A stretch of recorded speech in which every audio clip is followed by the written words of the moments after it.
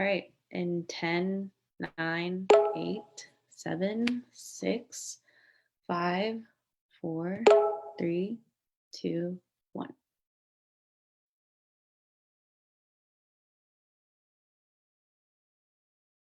Hello, everybody, and welcome to today's conversation, where we as peace builders and activists are going to take a step back and have an honest and authentic conversation around the complex experiences of conflict. My name is Mina Ayazi with Search for Common Ground, and we are the world's largest dedicated peace building organization with over 1,000 different staff across 32 countries. Our mission is to change the way the world deals with conflict away from destruction and towards collaboration. To learn more about us and get involved in our work, you can visit sfcg.org, and the link will appear in the chat in a moment. You can also follow today's conversation on social media using the hashtags RealTalk and hashtag Women's History Month. Please also tag at Search for Common Ground, as well as all of the speakers. You can find all of the handles inside of the chat box. Today's discussion topic is the hard choices that women peace builders face. And this Women's History Month is historic for a number of different reasons.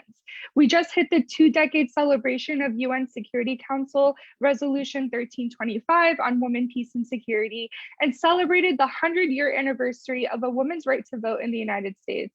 And while these progress markers for gender equality are ones to celebrate, we must also unpack the in-between of victories, the complexities behind the experiences of women peace builders, including the sacrifices, struggles, and hard choices that they have made. So to dive deep into this pressing topic today, we are joined with 2 women searchers. The first being Adrian Lemon, Search's director of our institutional learning team, where she oversees the quality of global program design, monitoring, and evaluation. And Odd Darnall, who is a former searcher in our Guinea country office and is now the associate director of the New American Engagement Initiative at the Atlantic Council. She also recently wrote a really amazing article about the often overlooked role of women as perpetrators of violence, which link will drop in the chat super quickly. So Adrian and Odd, welcome to today's conversation. Thanks, Mina. Thank you, Mina. I am so thrilled to have you all here today. One thing that I really want to start us off by talking about is society usually has these definitions about what it means to hold certain identities, and what those identities inevitably make us carry and deal with. But sometimes those definitions of identities don't necessarily translate to lived experiences. So I wanted to start off by asking, what was your path to becoming a woman peace builder, and what really does being a woman peace builder mean to you? I'd love to hand this question to you to start us off. Sure, thank you, Mina, and thank you for having me today. I'm really happy to be there with you.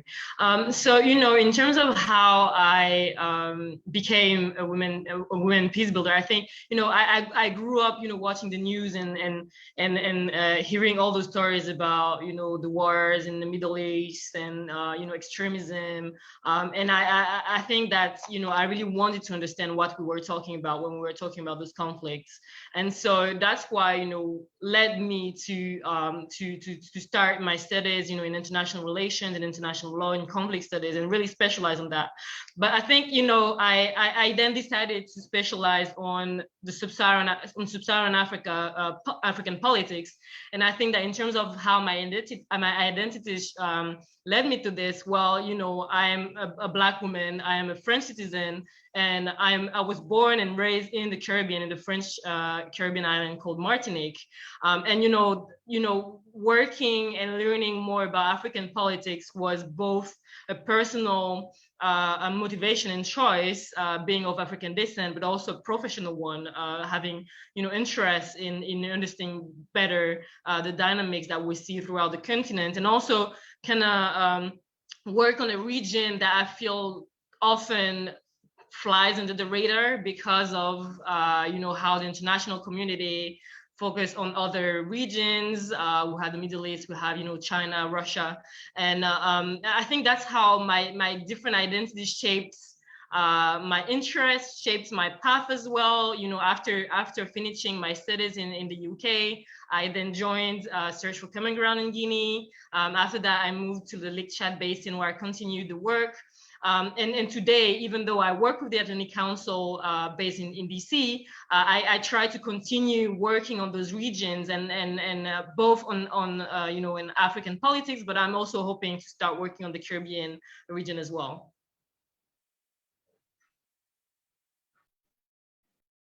That is amazing. Thank you for sharing, Odd. And I'd love to ask, what does being a woman peace builder mean to you? You shared a really fascinating story on about how you came here, but where does that woman experience really come in? And what does that mean to you?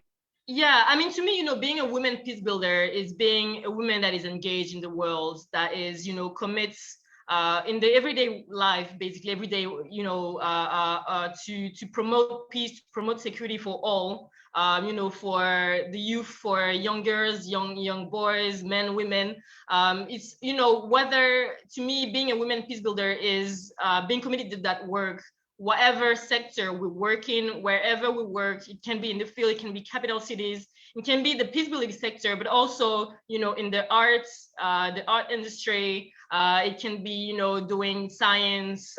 It's really just embracing those different identities that we have, the same way that, women are all different.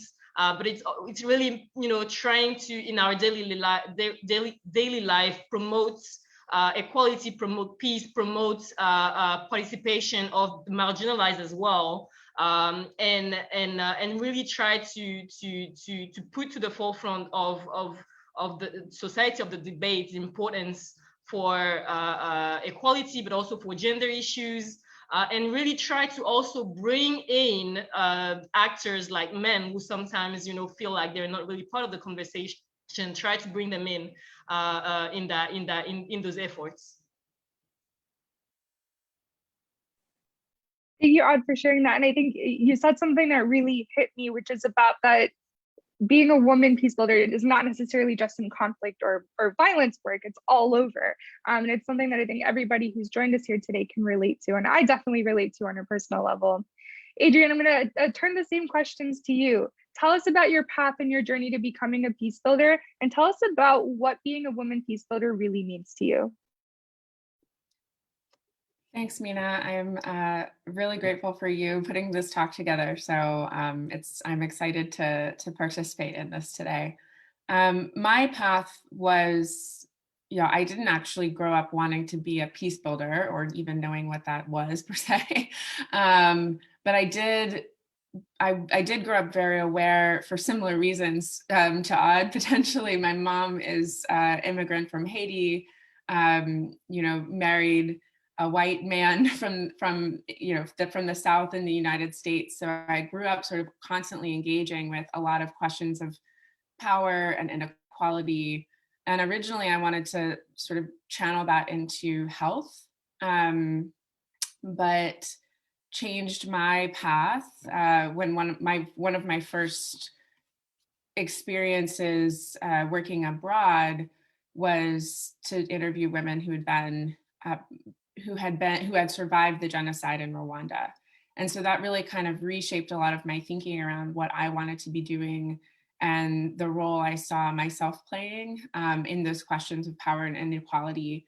And it really turned towards this question about violence and how people experience it, and how hard it is to move forward when violence is still being done to somebody, right? So just thinking about the complexity of that, it reshaped a lot of what I wanted to do and how I wanted to contribute. So I ended up deciding two things. One, that conflict was where I wanted to be most engaged. And then also that I didn't want to start without knowing anything. I was very aware of how many amazing people there are doing work in their own communities. They're smart. They've, thought through most of the things that I would be learning for the first time. So I went instead on a different path, and I decided to do my PhD to learn more and really dive into questions about violence and how people participate in political violence. And that sort of brought me to Search. So, then I was a person living in a place where there was conflict going on. I was already engaged in it and came to search as a person who knew a bit about how to do research in those settings. In response to your second question about being a woman peace builder, for me, one thing that I've come to terms with over the years is that not just being a peace builder who's a woman, but being a woman peace builder and sort of owning that in some way really means letting your identity become central to your work and thinking about other people's identities and what that brings out for different people.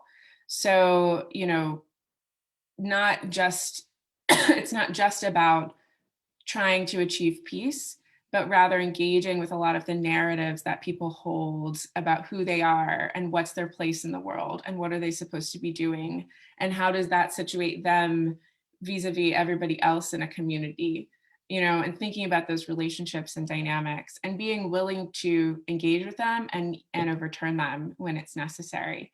So I think that that's something I would say I agree with Odd and all of what she said, but also this aspect of the willingness to engage with your own identity and others and thinking through that is something that can be very powerful as a woman peace builder. Absolutely. It's really inspiring to be sitting here with both of you. As a young peace builder myself, just starting off in this field, and I'm like, wow, 2 directors, that's exciting. But I really relate to you all on a personal level too, in that my family came from Afghanistan back in the 80s. So I grew up as a child of refugees and in a post 9/11 America. So that complexity of identity and connection to the conflict was also what inspired me to go into this field. And I think that really plays a role in our roles as peace builders in bringing that really personal connection to conflict.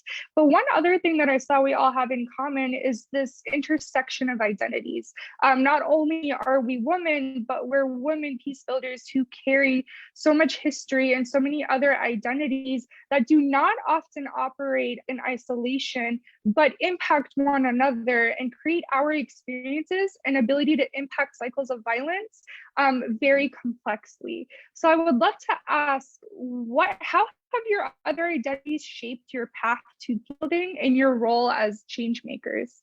I'd love to start. Yeah, thank you, Mina, for this question. I think, as you said, we have all those identities that are sometimes, complete each other, and sometimes we can feel like, well, maybe even competing. I'm going to take a very current example, joining the Atlantic Council, and I'm currently working on, American foreign policy. I'm not American, I'm French. I've never worked on American foreign policy per se. And, at first I was, when we were debating those very, even domestic policies, things that I've never really worked on, at some point I was wondering whether, I had the capacity to weigh in these issues. But I think that, the more, I go and, attending these different events, meetings, and contributing to them, I realized that, well, being French, being a foreigner, for instance, that part of my identity enables me to offer maybe different perspectives that, for instance, other Americans won't necessarily think about when we talk about so or so policy. My experience working on African politics, for instance, also enables me to think of maybe sideline issues that are not necessarily under the spotlight when we talk about U.S. foreign policy, especially coming back from the past 4 years, but also moving on with the new administration. Going back to the fact that I decided to move to do some field work in Sub-Saharan Africa.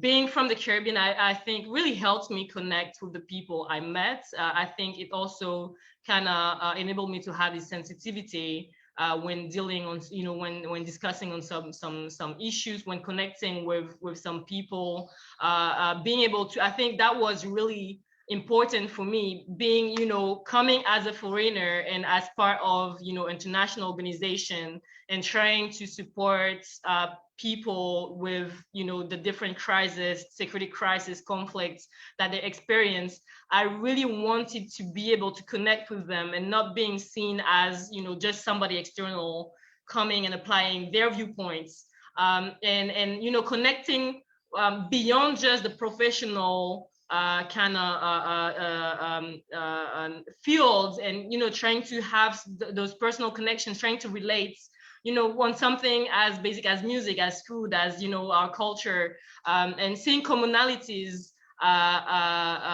beyond our differences was really important. And I think that my different identities really helped me on that front.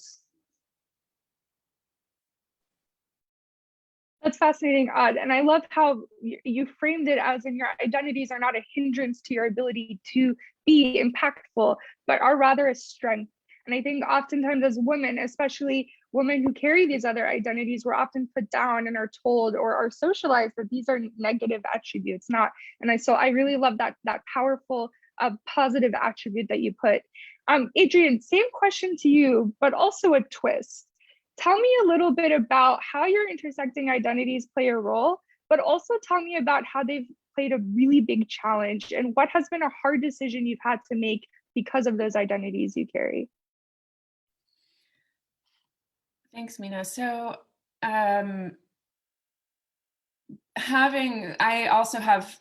think everybody has multiple identities, right? And so when I first moved to Burundi in 2011, I had really thought through my identity, and, you know, particularly as a researcher, kind of how would people see me? How would we be able to relate? How would I present myself? And I had, I think, some understanding, and of course continuously learned, right, how other people would see me. But the thing that was helpful for me was that I was used to constantly thinking about how other people see me.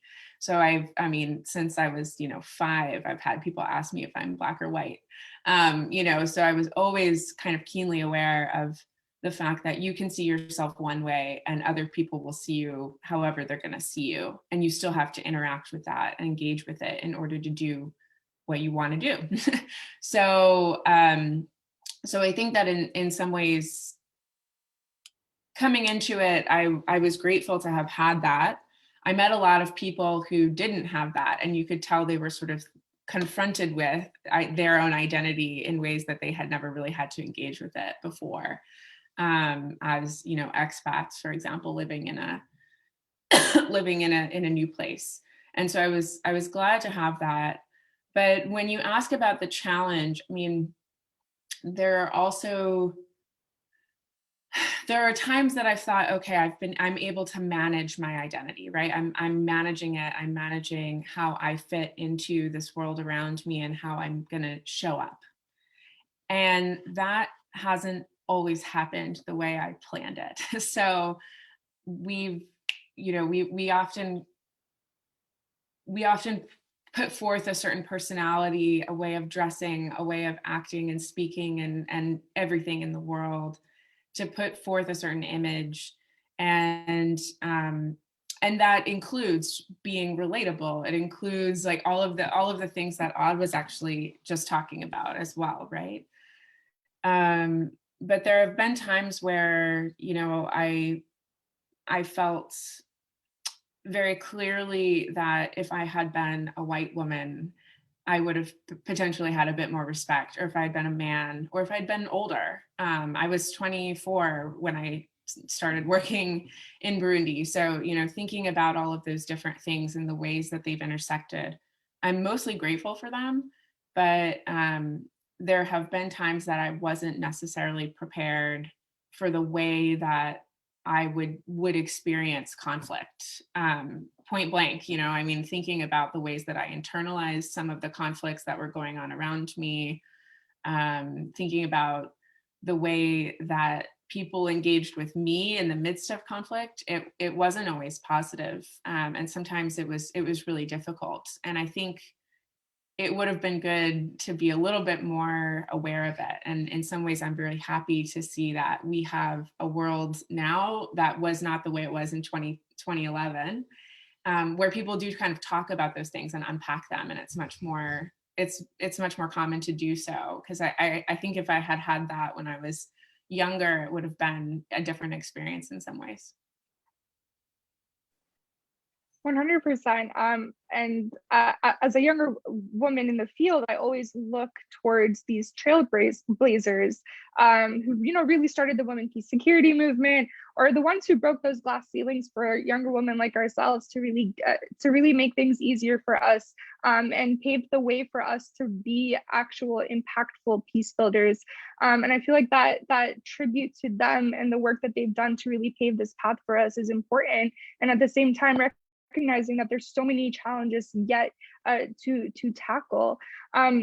And Adrian, you said something really interesting around perceptions and perceptions that people may have of us. And you recently published an article about misconceptions about women peace builders and talked a little bit about more of the underlooked topics around gender and identity, and the role that women peace builders play within conflict. Can you tell us a little bit more about your analysis and a little bit about some of these larger misconceptions that society may have about women and their role in conflict? Yeah, sure. Thanks, Mina. And just if I can say, I totally relate to what Adrian just said. And I think, just to jump on that, I wonder, can we ever be prepared?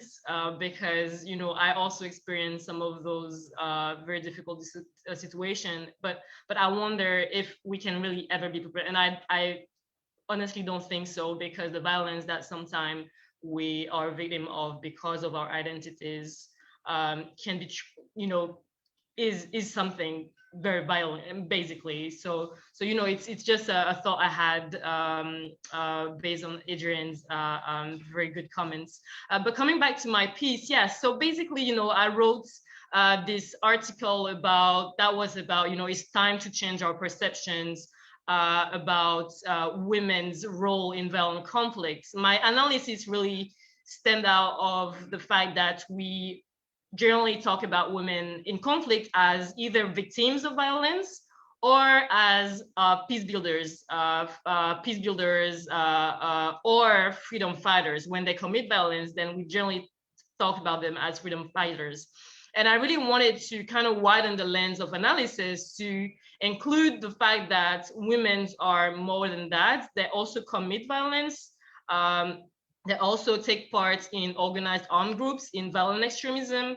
And my point was really to say that, well, if we have an incomplete analysis and understanding of the various roles that women have in conflicts, then that means that we have a partial, flawed and biased analysis of conflict itself, of the dynamics, of the root causes.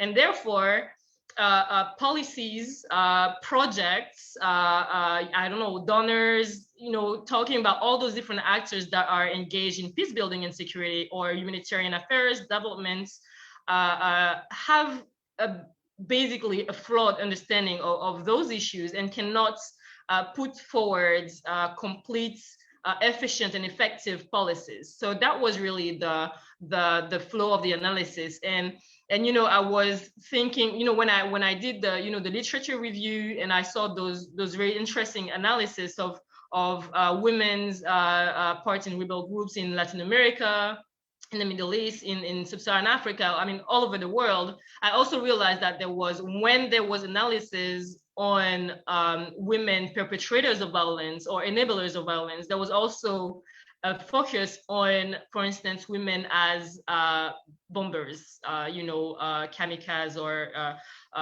and even then there was a specific focus on this. But then my question was, what about women's role in the ideology, in organized armed groups, in other supporting roles, or even leadership? And I feel like there is still a lot of efforts to be made to really understand what women's participation in violence means.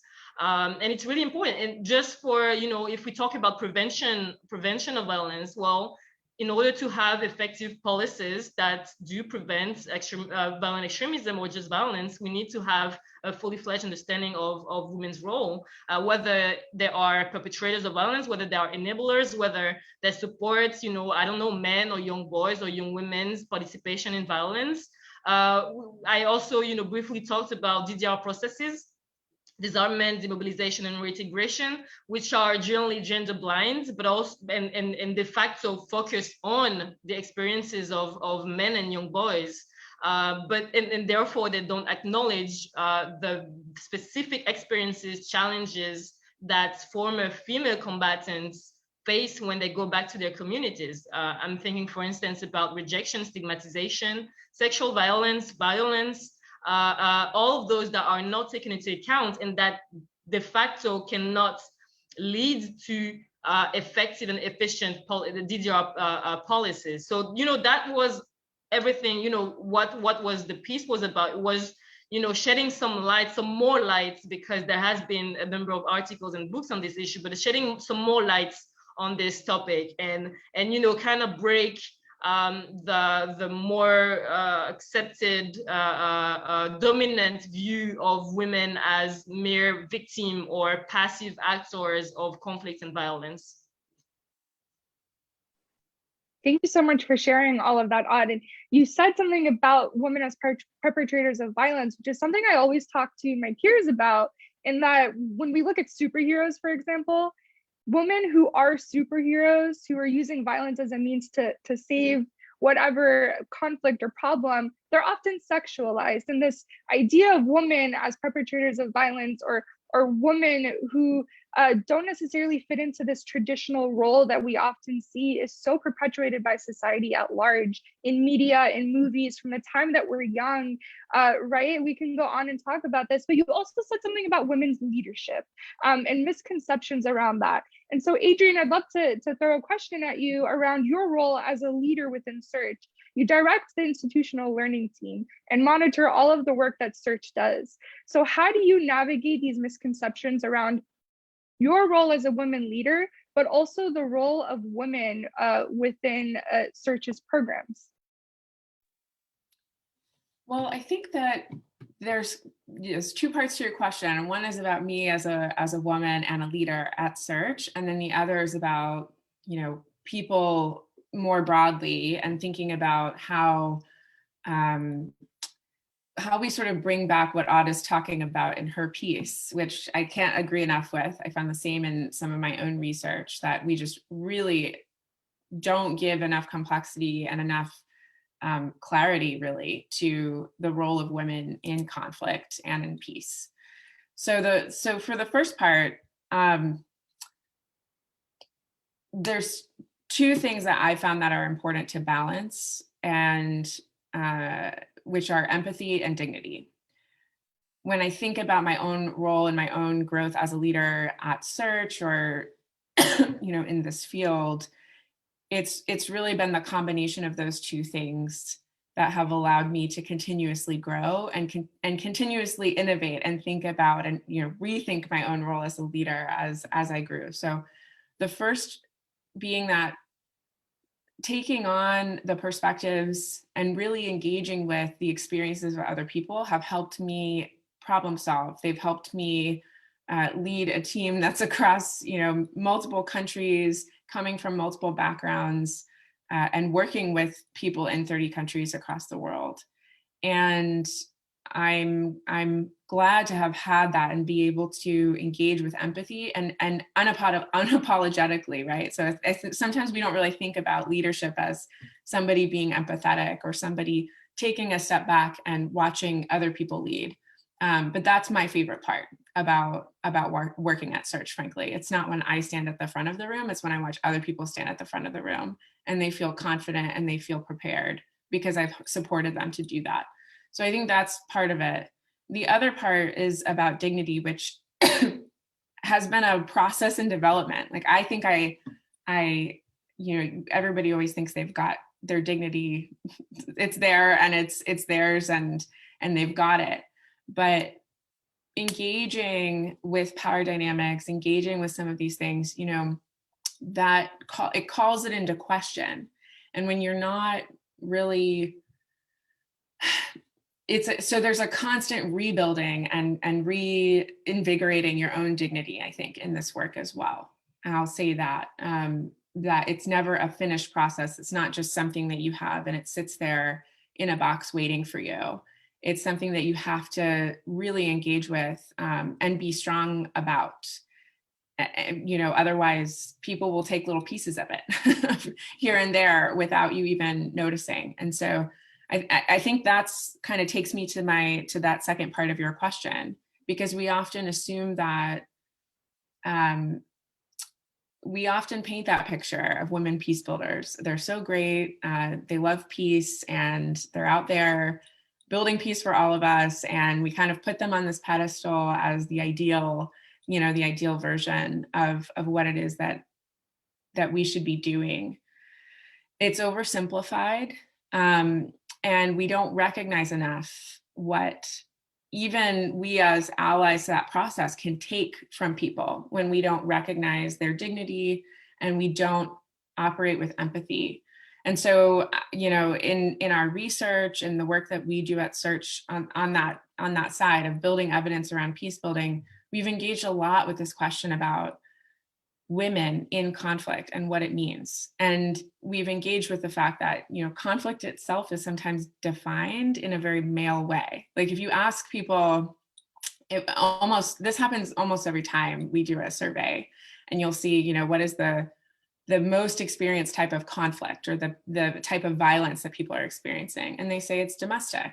And that's because women are 50% of the population. So when you actually split it out, you see that women are experiencing conflict in a way that we don't talk about as conflict. We talk about it as normal. And then everything else, all those other types of violence become, what we focus on in a conflict. We see that in the way that, women also very often support violence or support, the idea of it, even if they're not participating.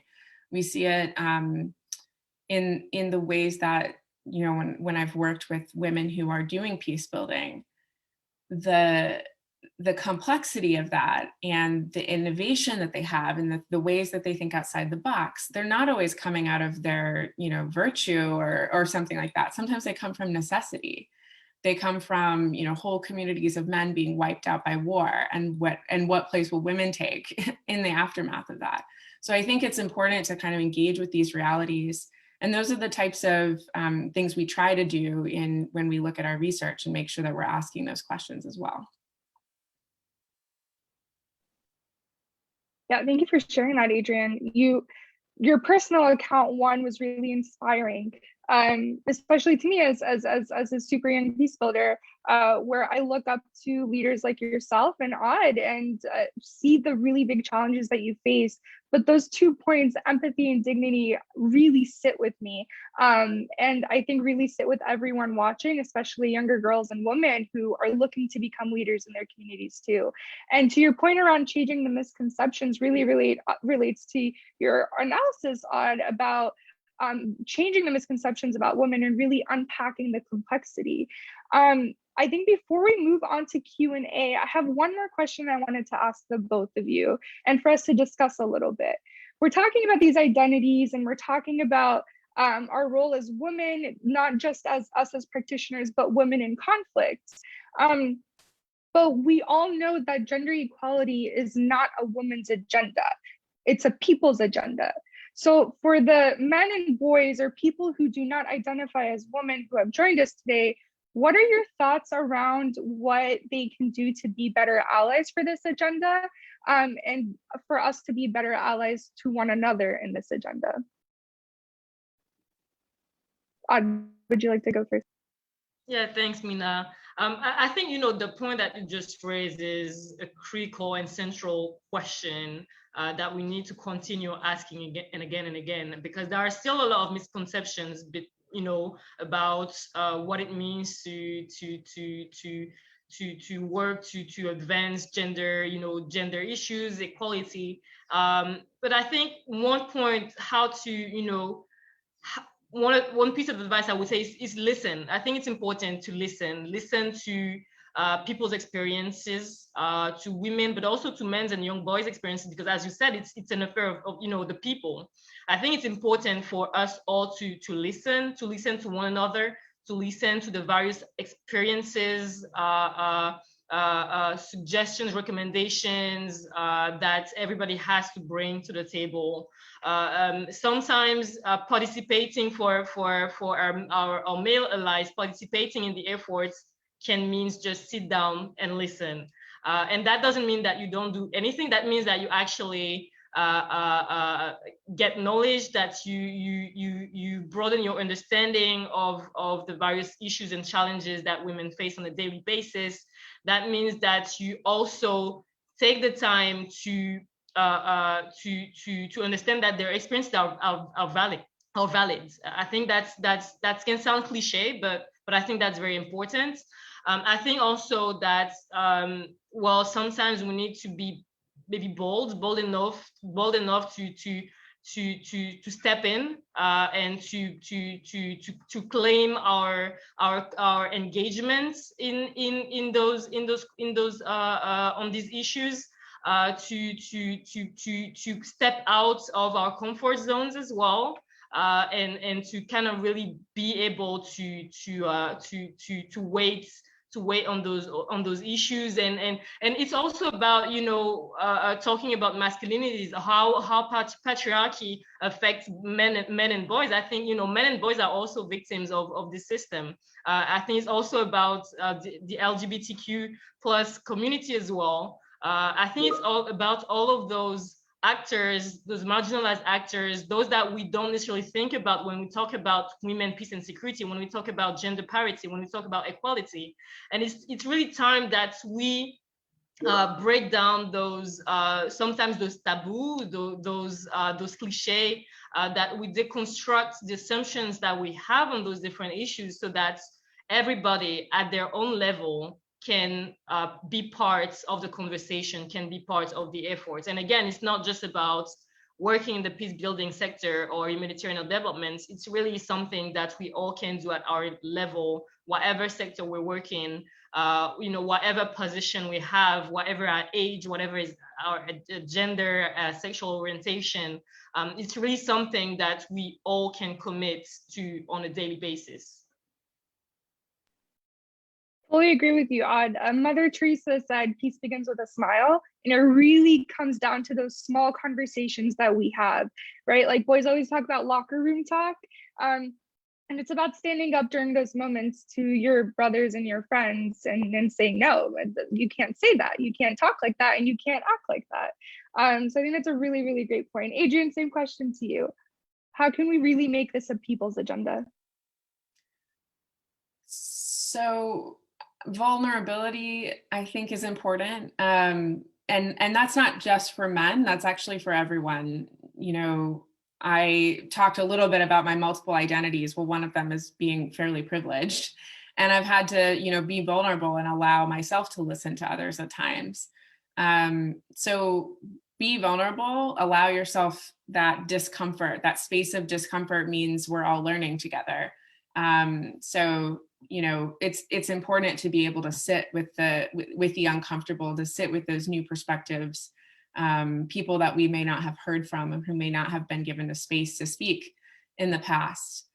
And then related to that, what I've seen in this space is that sometimes we want to give people that space because, you know, women need a seat at the table, or local actors need a seat at the table, or whatever. And rather than thinking of it as a goal in and of itself, we should be thinking about how flawed our solutions have been to the bigger problem, because we haven't actually given ourselves, we haven't empowered ourselves with the right set of skills. And each identity, it's like its own skill set. It's its own skill set to walk through the world a certain way, to see things and to notice things. It's, you know, it's like if we tried to solve COVID with only biologists and we didn't let anybody who worked in chemistry or governance or anything else and be involved, well, we wouldn't get very far. And the same is true with identity. And I think, so rethinking that as not, you know, coming into those situations, not only thinking of, okay, let's include women, or let's include LGBTQ representatives, or, you know, whatever representative, but rather engaging with the complexity of that identity and thinking, what skills does this person bring that I don't have? And how does that help me challenge my own assumptions so that we can get to the right solution? What are the things that I've participated in that are holding us back? we don't do enough of that questioning, you know, even if we're like fighting for it, generally speaking, for groups out there, we often don't look inwards and say, how have I participated in this? And how do I need to undo that? And who can help me undo that? So I think we can all kind of benefit from treating gender and treating identity as something that, you know, creates different skills for different people across the world. And it's not experienced the same way. So I have a certain experience as a woman, but a woman in Sudan might have a very different experience and a different perspective and something new to bring to that conversation. So that's what I would say. I mean, that's sort of for me where if we really want to solve issues like violence, we're not going to get very far by continuously, you know, talking to ourselves in silos. And so, but in order to do that in a valuable way, we really need to think about it as a valuable skill that somebody else brings that maybe we don't have. Absolutely. I love that vulnerability piece. And I always think about this, not just in my work, you know, talking to my boss, having an honest conversation about how the week is going, but also talking to my brother and telling him like, hey, you said something that you shouldn't have said, or talking to, you know, a grocery store worker about something that they did, or also that self-reflection piece about sitting back and thinking, okay, Mina, you probably shouldn't have said that, or maybe next time rephrase it like this, and understand that, you know, you're not from that community, therefore you can't speak on behalf of them, right? So that self-reflection piece and self-awareness piece, I think, is such a good point, Adrian.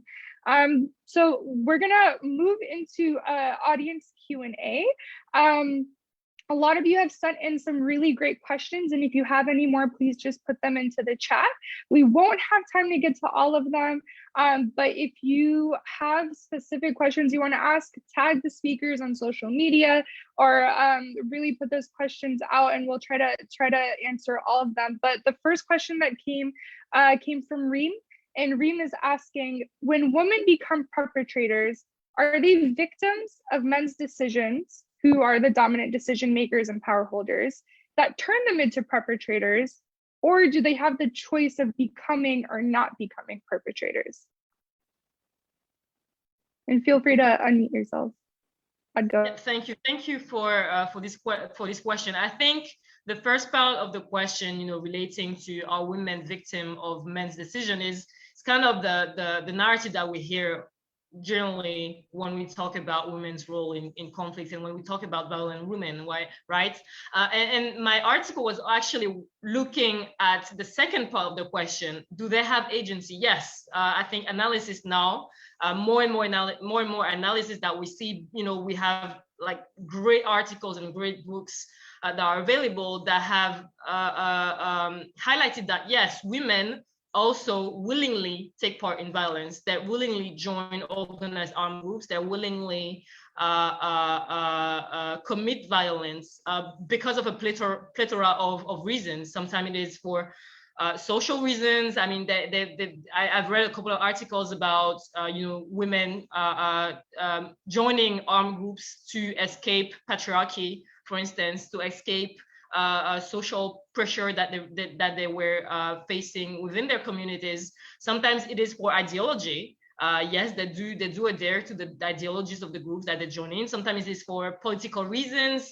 Sometimes it's just because of security, for very practical reasons. And yes, and we need to acknowledge that the fact that women are decides for themselves, that they have this agency, and actually sometimes they even, you know, decide to commit to join those groups or to commit violence, or to kind of reclaim that agency that they may not necessarily experience within the network or the communities that they evolve in. And I think that was really the objective of my article. And when we talk about, you know, do women have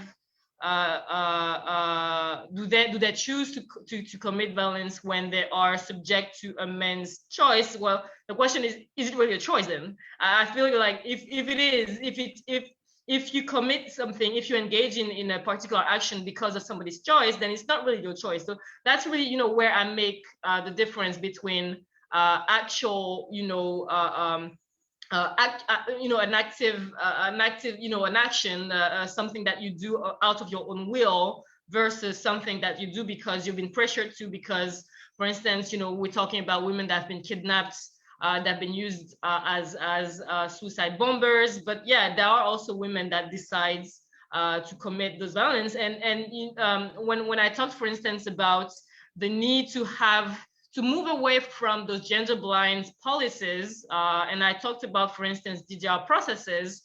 Well, that is also because sometimes, former female combatants actually choose to go back to the groups that they have left, because going back to society, they realize that, well, their specific challenges are not taken into account. They face even more stigma and violence, or security insecurity,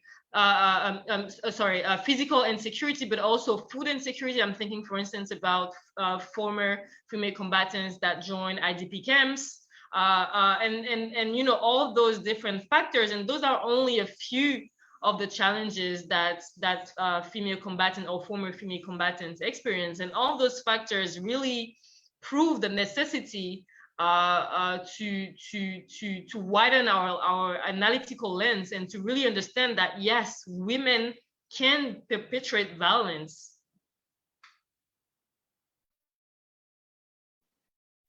It's a really great analysis. Go ahead, Adrian. Sorry. I would just to add one thing, because I think that what you said really rings true. I mean, my example that I studied a lot was the case of Burundi. And just to give an example of how this can work and the consequences it can have, the DDR process, the disarmament process in Burundi, basically considered every woman who was disarming dependent on somebody. So this was, and that was also their way of counting and estimating how many people had actually participated, because there was no way to know how many had been participating in the war. So when they were counting, they were looking at how many men and how many women disarmed to create an estimate. But dependents got something like $30 for and a certain type of protection. And active combatants got $600 and a certain type of a package basically to disarm. So that consideration, think of people who had the same experience potentially in the war fighting, or very similar levels of exposure to violence and experiences. And then the decision about, are you going to disarm or not, is completely differently incentivized. And not only that, but now you're asking women to go to a camp where they get disarmed, and they're now living with basically a ton of men who have disarmed. So there's much less benefit. And because they were counted differently, they really missed and underestimated the number of women who had participated. So we know that generally there's around like 30% of combatants can be female. And yet that's when we count or we do these types of things, we vastly underestimate that. And what's important about that is that then we talk to those people, we understand their motivations, we understand what is influencing their decision-making. We make policies based on it. Okay, let's shore up education systems. Let's, create this economic development policy. Let's do these things to help shore up the strength of a society moving forward. And if we miscalculate that step, then we've completely screwed it up for years to come. So it's really important to think through that and understand that the choices of women are there, and they're influenced quite differently from men in some ways. And we need to understand that and unpack it. We can't just sort of assume that whoever gets counted is going to speak for everybody else who isn't being counted. Yeah, that's definitely a great point, Adrian. And I think that this whole conversation / question comes down to the nature versus nurture debate. And I think that balance and analyzing all different key pieces of it is the best way to go about it, for sure. So thank you both of you for those really great points and analyses. Our next question is from Christina, who is asking, do you think being women peace builders in communities facing conflict is about building up an agenda of resistance, an agenda of survival, or an agenda of transformation? I'll go first on this. Thank you, and thank you for this question. So, if I had to answer straight away, I think that, yeah, I mean, when we are facing conflict, whatever the nature, well, it is about resisting, it is about transforming, it is about resilience and surviving.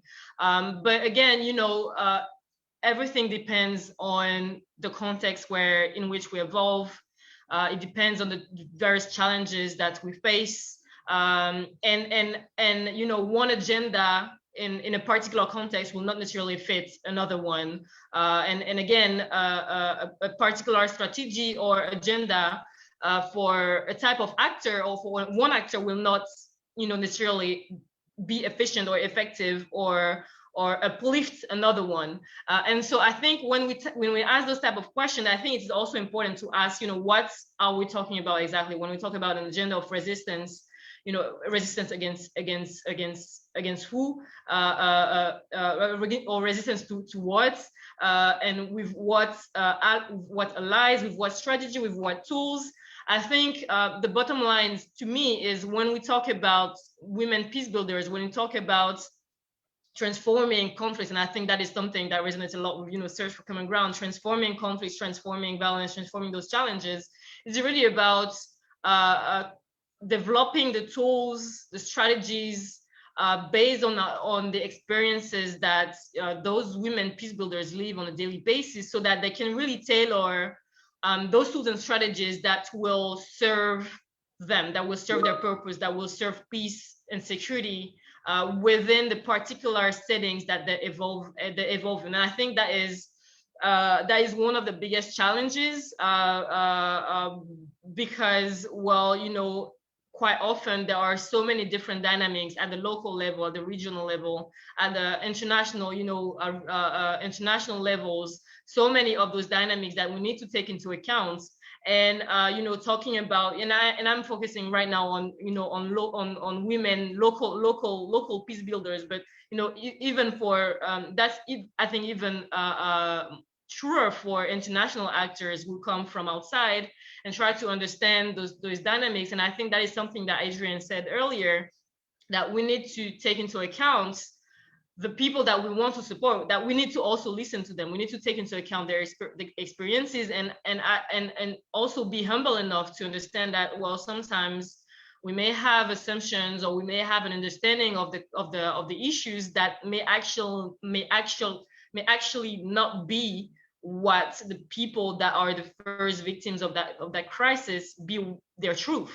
And we need to be humble enough to be able to listen to that, understand it, and then reorientate our strategy so that we can work hand in hand and in the end provide solutions that actually are for the greater good.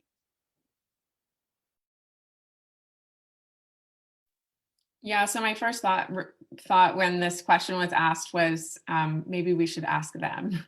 And I think that very much goes in line with what Odd was saying. I mean, for me, transformation can take a lot of different forms. And sometimes we have an assumption about what transformation looks like. But transformation can be resistance, right? Or it can be a form of survival. And so thinking about, what are the experiences of people who are living in this conflict, and then how do they also interact? Because women don't have the same experience.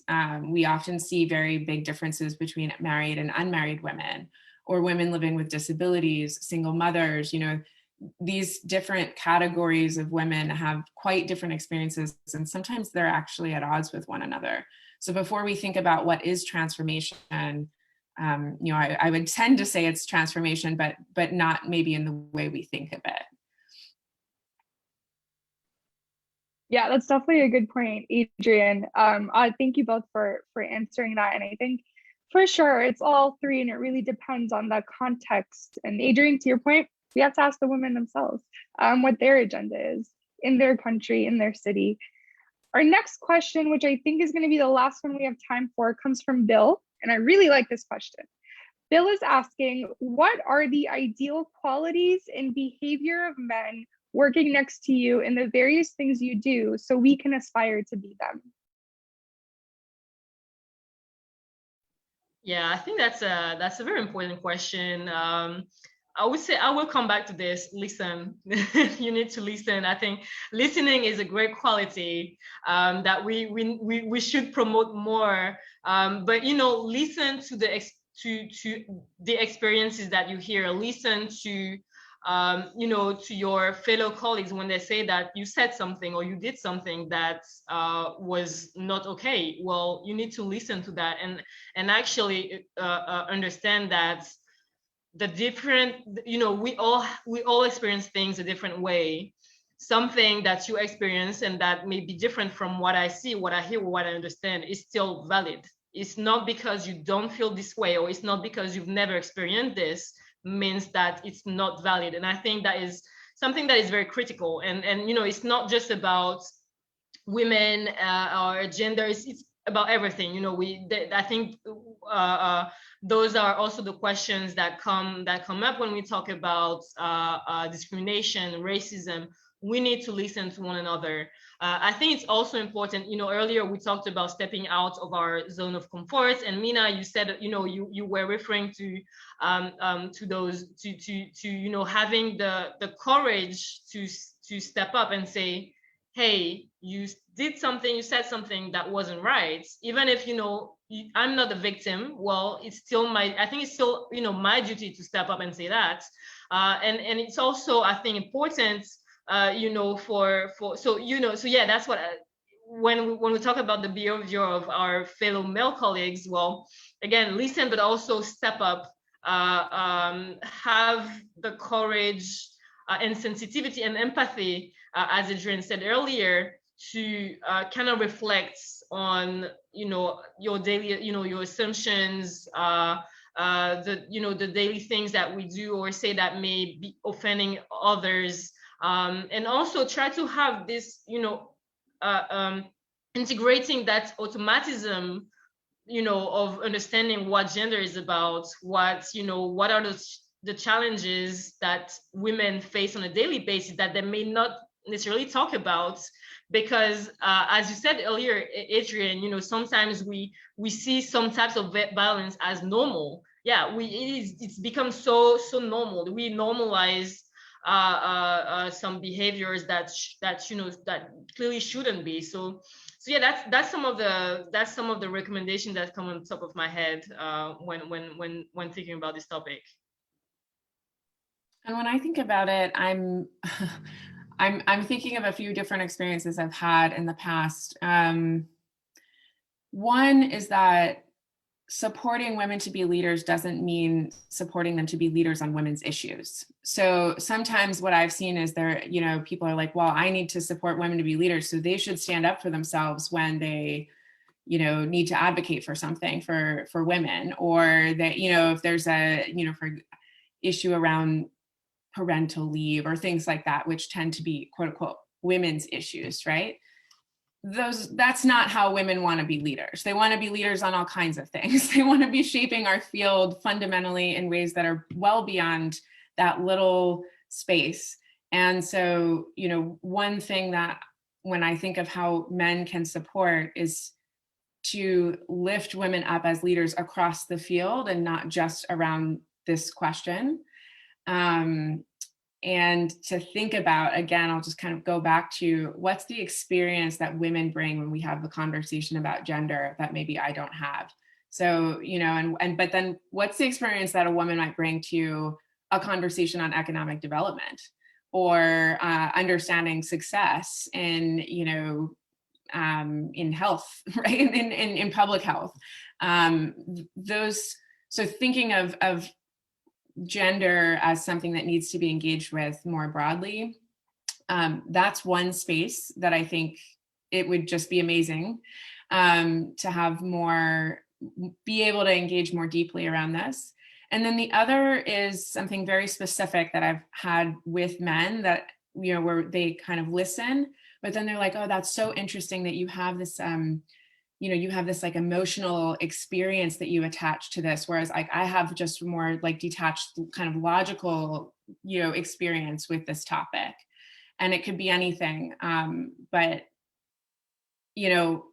that is not emotion, that's experience, right? That's a different experience than your own. And it's an experience that often comes out of very, very personal, experiences, personal hardships, personal challenges that maybe do have emotion attached to them, but that doesn't make them less valid.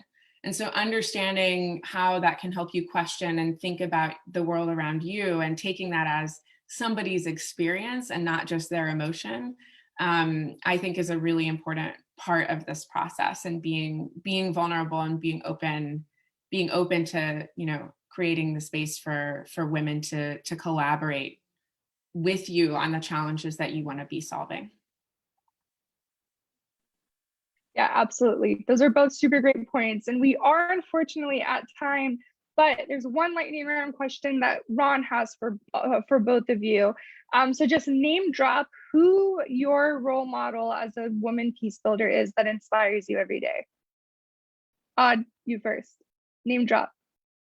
So I will not name drop because there are so many, but I think the women that I've met, for instance, in Guinea, where, working in those local associations, working on a ton of different issues, on peace building, but also on economy, on development, on, just promoting women's participation in the public sphere as a whole.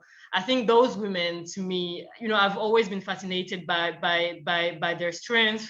They're sometimes, evolve with, in difficult contexts with limited resources, but they're still there. They still continue to fight, and I think those are great examples that we, we all can benefit from. And very quickly, I have two people. One is Jocelyn Verterna. So she's not a peace builder, she's another researcher, but she kind of shaped my thinking about how that complexity of how women participate and experience violence. So that was the starting point for me. And then there's so many people that I have so much deep respect for at Search and beyond, that are women peace builders. But one of my personal favorites is Entisar Abdel Sadiq. So she's our country director in Sudan, and she's one of the most amazing people when you sort of unpack the audacity that she's had over the years to continue to work in the space of peace and conflict in Sudan as a woman. I have immense respect for her, and just the everybody that I've met actually that has worked with Search there, the women who have led in government and are creating new spaces for women to lead. It's really amazing, and it's something to be revered, honestly. Thank you both for sharing. I will quickly name drop as well. Sanam Underlini, who's the CEO of ICANN, the International Civil Society Action Network, is a real trailblazer in the gender equality fight, and is someone who's not afraid to say things that are taboo, and is not afraid to stand up as a leader in her opinion. And my mother, who's a natural peace builder at home and in everything she does, and I have always looked up to her. Thank you, Adrian, both of you, for joining us today and for your great insights. It's been so humbling and inspiring to just hear from the both of you. And if I can become 1/10 of the women that you are one day, I will be very happy. Thank you to everybody who joined us today here on this Zoom call and on Facebook. And also thank you to everyone who has donated to Search for Common Ground during this very difficult year. If you would like to make a donation and support Search, please go to sfcg.org/donate. The link is in the chat. You can also register to get news of our work and updates on events like this on our homepage and on Twitter and Facebook at @SFCG_. Thank you again, Adrian, Odd, and everyone else for joining us today.